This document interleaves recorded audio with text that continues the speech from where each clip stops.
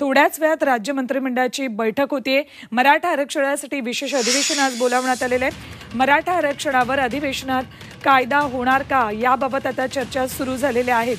आज मराठा आरक्षणासाठी विशेष अधिवेशन राज्य सरकारने बोलावले, त्यासाठी थोड्याच वेळात मंत्रिमंडळाची बैठक सुरू होती। मराठा आरक्षणासाठी या विशेष अधिवेशनाचे आयोजन करण्यात आलेले आहे। तर दुसरीकडे आजच्या अधिवेशनात सगळे सोयरे मुद्द्यावर कायदा झाला नाही तर उद्यापासून शांततेत आंदोलन करू असा इशारा जरांगेंनीही दिला आहे।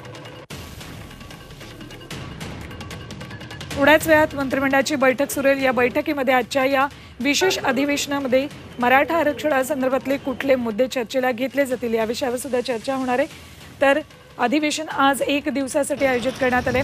दुसरीकडे विरोधी पक्षनेते विजय वडेट्टीवार यांनी विरोधकांना विश्वासात घेतलं नसल्याचा आरोप केलेला आहे। सरकारचा हा उफराटा कारभार असल्याचा आरोप सुद्धा वडेट्टीवार यांनी केला आहे।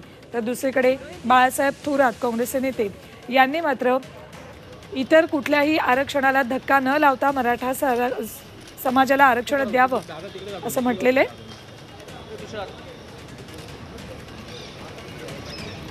तर मराठा आरक्षणासाठी आजचा दिवस अत्यंत महत्त्वाचा आहे, कारण मराठा आरक्षणासाठी म्हणून राज्य सरकारने आज विशेष अधिवेशन बोलावले। पण या अधिवेशनात सरकारने काढलेल्या सगळे सोयऱ्यांच्या कुणबी नोंदी संदर्भातील अधिसूचनेचा मुद्दा येण्याची शक्यता कमी आहे। सामाजिक न्याय विभागाकडे मराठा आरक्षणाबाबत तब्बल 4.5 लाख हरकती आल्याची माहिती सूत्रांनी दिली। सध्या सामाजिक न्याय विभागाकडून आलेल्या हरकतींबाबत अभ्यास सुरू आहे। लवकरच याबाबतचा अहवाल सरकारला सादर केला जाईल। हरकती नोंदवण्यासाठी सरकारकडून अधिकचा वेळ दिल्यामुळे विरोधक सध्या मुद्द्यावर बोलणार नाहीयेत, त्यामुळे आजच्या अधिवेशनात हरकतींवर चर्चा होण्याची शक्यता कमी आहे।